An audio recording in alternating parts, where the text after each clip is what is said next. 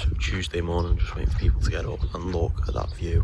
Like what a Monday, no, what a Tuesday morning view that is. It's incredible.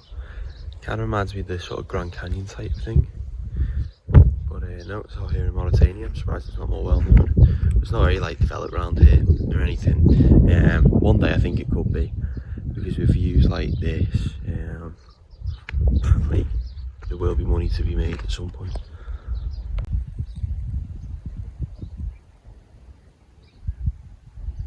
That's the mosque that woke us up at 5 o'clock this morning with a call to prayer.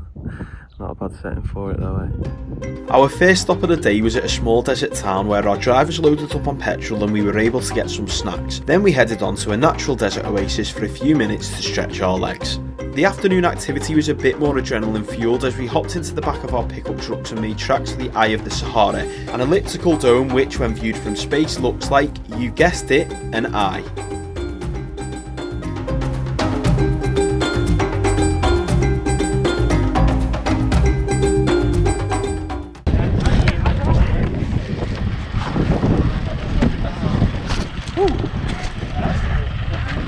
Head on up here to the viewpoint and see what you can see. Very windy up here, so I don't know how much you'll be able to hear, but well, take it, look at that view. Everyone had the opportunity to check out the Eye of the Sahara properly and get loads of photos before we began the drive to Ouadane, where we will be staying the night. As evening drew to a close, me, Ben and Ken headed up to Ouadane's old city to get a great vantage point to watch the sunset. Once that took place, we headed back down to the compound for an evening meal and eventually bed.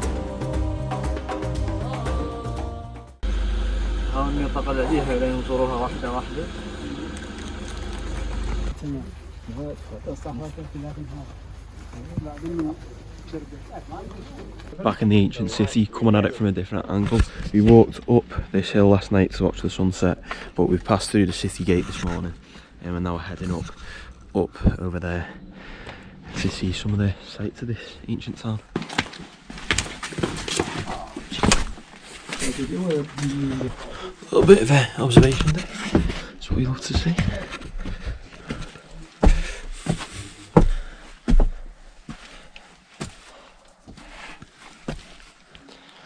Wow,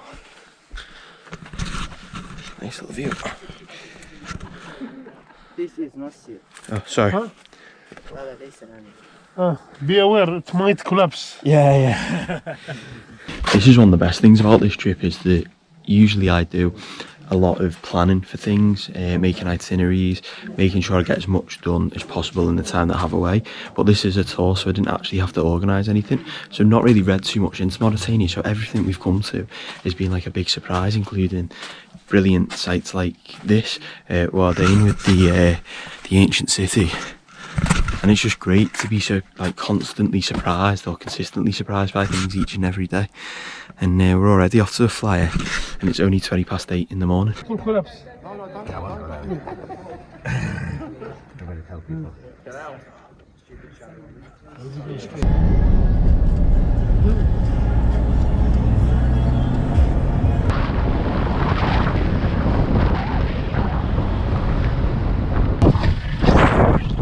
He got stuck again. Unlucky. Congratulations. Oh, that is one stuck vehicle.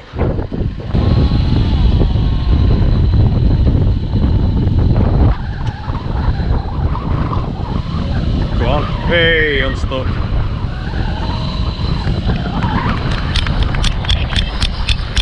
Will they make it?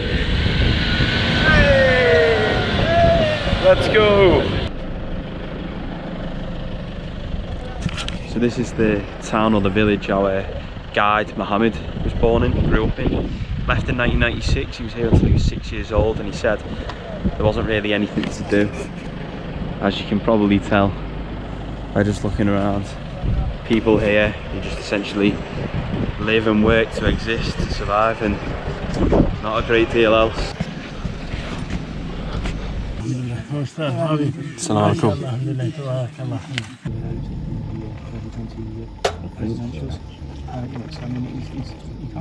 Now we're visiting Mohammed's school, old school. So the town's there, the school's just here.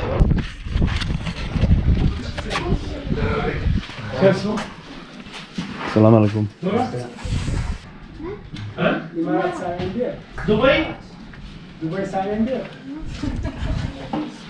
We'd had a great morning visit to Mohammed's hometown, but it was now time to head to our accommodation and get ready for our unusual onward transportation. No, I can still see his face, man, but that's not right.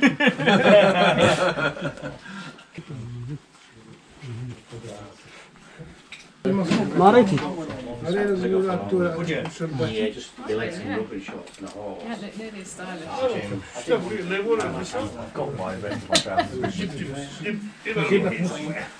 I mean, you know, it doesn't, I learned how to do it a different way down the hammock. Is it looking good?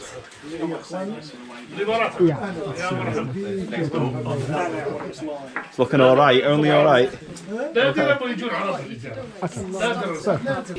Ready to go, the boys. Just got our headscarves ready now, glasses on. It's a little bit hot in these, but not too stuffy. I mean, they are only thin material. I'm going to be out in the sun for the next 2.5 hours riding a camel. So I'm not sure how I feel about it, because I didn't mind it at first, but then everyone who's rode the camel before has told me it's a horrendous experience. So we'll see what happens, and we'll hit the road or the dirt track or the sand or whatever in just a minute. Here are our camels. Don't know which one I'll be getting on, but they're they're big. Jeez. Gonna be riding these for 2.5 hours today, 2.5 hours back tomorrow. And yeah, should be an interesting afternoon. The camels are just ahead of us, because apparently the first bit's up dunes and they can't walk up dunes safely. Hence why we're doing the first bit walking. But I kind of feel bad for them, because why would the camel want to carry us? Like, I don't know. Anyway, this is not easy to walk on at all, but probably won't be doing it for very long. Are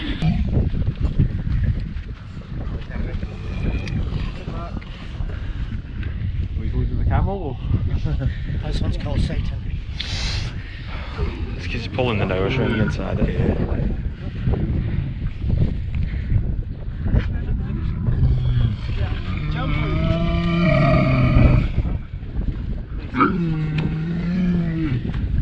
Okay, hold. A hand in the front and the hand in the back. Yeah. Expertly done. That was very easy, I thought. I'll behave. That looks terrifying. I don't know if I'm looking forward to this, really. That didn't look the easiest. God, she's high up as well, isn't she? This is my camel. Getting ready now. Okay.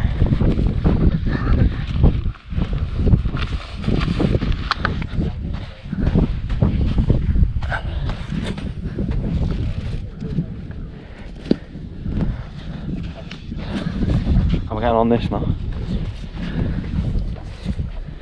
This. So I'm absolutely shitting it. I'm on this, it's kind of leaning this way. Well, my seat is anyway. So I feel like I'm overcompensating now to lean to the left, because it's leaning right. And I'm not enjoying this at all. But then the walk wasn't brilliant either, so yeah, we'll wait and see. This is a bad idea going first. Oh fucking hell. Lad, it's moving. What? Oh my god, someone stop it, like. Hold the camel.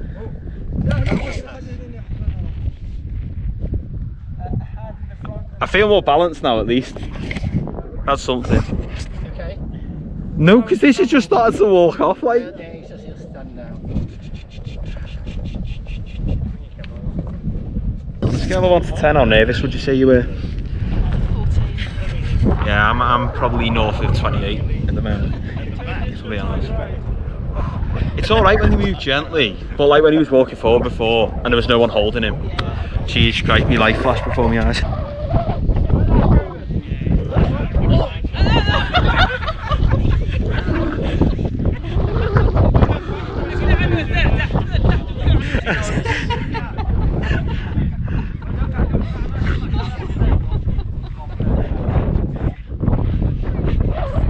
He's in stitches, lad. That's cool.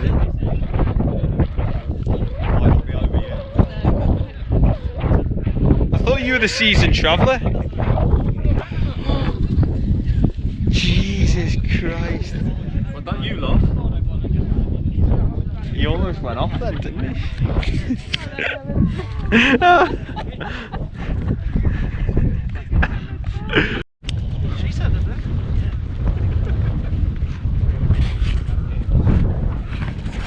It's not too bad to start off with. It's a bit better now we're moving around a bit.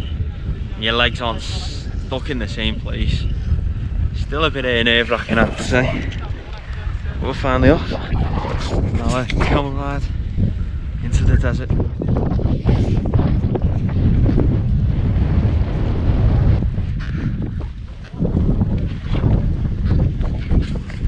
You alright, Ken? How you doing?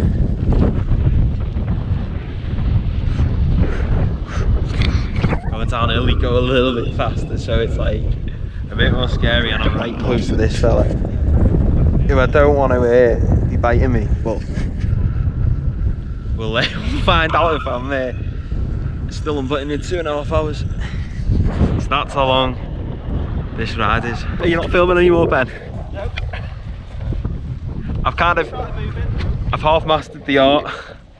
I've got some good shots of you anyway. I have GoPro. Say hello. Oh, and we're finally off my camels. Just hit one, to be fair. Good job. Oh, I'm glad to be off though. Jesus Christ. It's not the most chilled out experience in the world. It like on the inside of your thighs, like the edge of the saddle. You see the blue thing sticking up there, catches, so it rubs on you inside your leg, and it's not really the most comfortable. But I've just found out some amazing news. Suitcase gate. If you watch any of my previous vlogs, you'll know that my suitcase, when I was flying to Comoros last month, was lost basically in transit. It didn't make my connecting flight in Cairo, I did, and I was basically left on a 2-week trip in Africa without any clothes. But I got confirmation today that it's coming back home. It's going to get put on a flight in Moroni Airport on Friday. It's going to be flown to Cairo, connect onto Heathrow, and then be delivered to my house. So I'm absolutely buzzing with that outcome, assuming it actually all comes off and I receive it. And really, it's all thanks to having an air tag in my bag. I've really been able to put a case together and really push the airline and the airport to get them sending my suitcase back to me. So absolutely buzzing with that. Now we're just setting up camp. We're going to have a goat barbecue tonight, and then it's time to enjoy the sunset and the stars once more. We helped set up camp and the cooks fired up the goat barbecue. It was a welcome break from stew and rice, and when we sat down to eat I was given a leg, one of the best cuts, and it was so tender and tasty. We then retired to our tents for the evening, resting up before a morning of yet more camel riding. Ready for the walk back to the city? So let's take a look at the saddle. This is one I had yesterday. Not the most comfortable, but it'll do for an hour.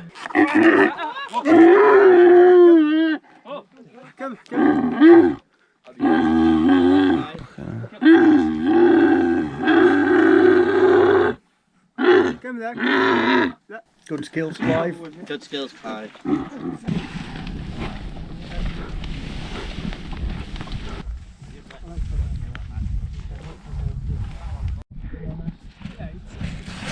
Early descent there. My camel just wanted me off, I think. Just hit the deck. And now I'm walking. But I'll get a good shot of Neil getting off at the front, so swings and roundabouts in it.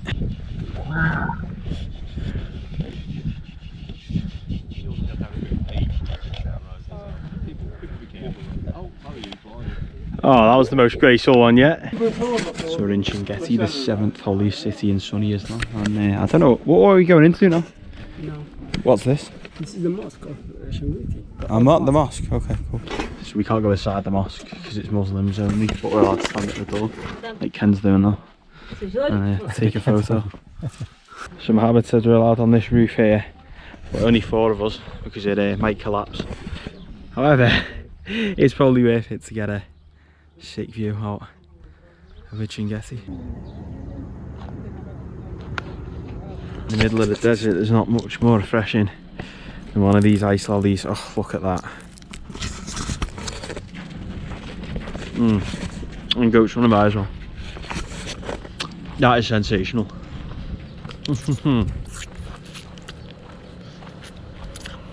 Absolute sharp there. Does not sound healthy. It's just high revs, isn't it? So we're up on the sand dunes here, just outside the Chinguetti. This is where we camped last night, somewhere out there in the distance. And this is the view out over the city. And it looks absolutely incredible. The Sahara Desert is so beautiful. And I mean, just look at that for a view. We're parked up there. And then you get to enjoy all of this in all its glory. Muscles like locked out. Well, that's in your favour then, right? No.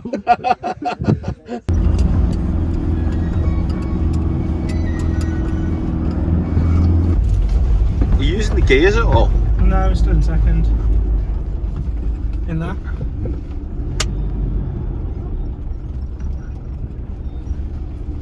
Expertly done, lad. Get in. Yeah. You had no idea. Party in the middle of the Sahara Desert near Mauritania with some of the locals and a nice fire.